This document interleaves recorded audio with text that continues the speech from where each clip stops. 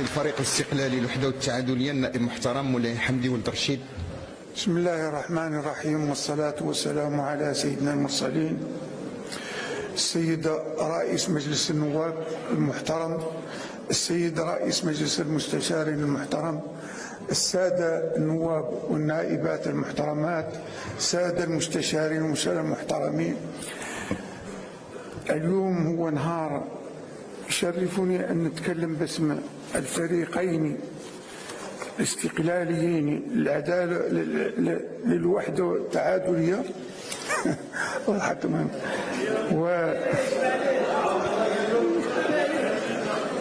ما كاين مشكل.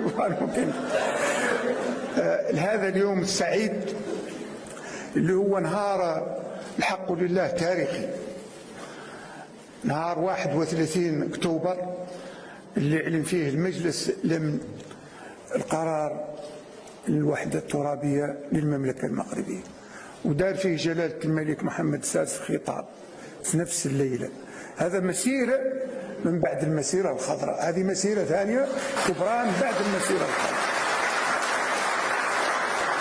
طبعا أنه جلالة الملك محمد السادس الله ينصره دائما يأكد على خطاباته عن الصحراء ما فيها نقاش، وعن الوحدة الترابية جزء لا يتجزأ من المملكة المغربية وغير قابلة للنقاش.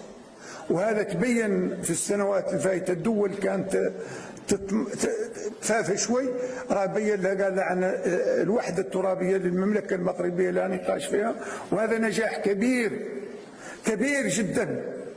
وكان خطاب الملك جلالة الملك محمد السادس الله ينصره كان خطاب هادي، رغم ان احنا اللي يربح شي حاجه عنده نشوه، هذه نشوه ديالنا اللي ربحنا فيها الوحده الترابيه بصفه نهائيه ما فيها نقاش. واللي مولي قناه الشعب المغربي كله من خلالكم. ما عمري قد شفت تبعت كل شيء، ما قد شفت الحمد لله الملحمه اللي قامت في هذا الموضوع امر الشعب المغربي كله، احزاب اقلبيه معارضه، ما كاين شي حاجه الحمد لله توحدت المملكه المغربيه كلها وراء خطاب جلاله الملك وراء الحكم الذاتي. وهذا مهم جدا، هذا مهم جدا بالنسبه لنا المغاربه، وبالنسبه لي انا كولد المنطقه. احنا اولاد المنطقه، هذا بالنسبه لنا كنا نخدموا عليه هذه 50 سنه الحمد لله تحقق. يا رب يشد لنا حامدينك. واليوم من ذا المنبر تحقق اللي لا رجعه فيه. وهذه كما قلت لكم رؤيتنا سابقا اللي تمشينا عليها اباتنا وجدادنا، جميع الصحراويين منين ما كانوا في الاقاليم الجنوبيه هما مخلصين لجلاله الملك. وحتى الصحراويين اللي في التندوف هما مقاربه، بقاو والله ما بقاو، والله يقولوا والله ما يقولوا، والله يعدلوا والله يديروا جمهوريه والله يديروا، بقاو هما مقاربه. وطبعا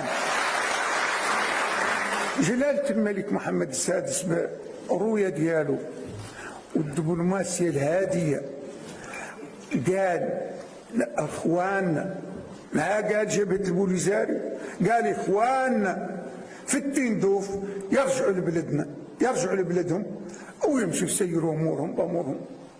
هذا خطاب من جلاله الملك، هذا خطاب ما هو سهل اللي بقى يسمع. وطبعا احنا نجحنا الحمد لله بقرارنا اللي صوتت عليه 11 دوله من 15، وثلاثه اللي شبه مصوتين، وواحده طارت.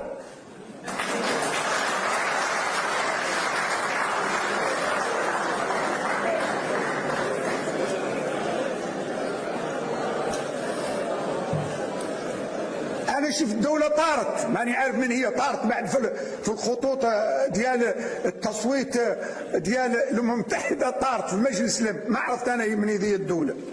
ولكن مع خطاب جلالة الملك مد يده للجميع. نطلبوا من هذا المنبر السعيد من الجزائر القوة. الجزائر دولة عربية ودولة من المغرب العربي. جلالة الملك تكلم على فخامة الرئيس تبون ومد الويدو نطلبوا منها في ذا الموضوع وفي عقب ذا القرار أنا تخلي بيننا احنا أولاد عمنا باش يجوا لبلدهم، وتبقى الدولة الجزائرية محترمة كاملة. وبذي المناسبة لا بد نهنوا جلالة الملك ونهنوا الشعب المغربي على ذا النجاح الكبير، ونقول لكم أن احنا رانا مستعدين للعمل ليلا نهارا، كل الدولة كاملة بأسرها، ونهني جميع الأحزاب على خطاباتها اللي دارت في تأكيدها على تأييد الحكم الذاتي. هذا راه مهم جدا. والسلام عليكم. شكرا سيد الرئيس. ما تنساش تشارك في القناة وتفعل الجرس باش يوصلك كل جديد من جريدة المساء نيوز.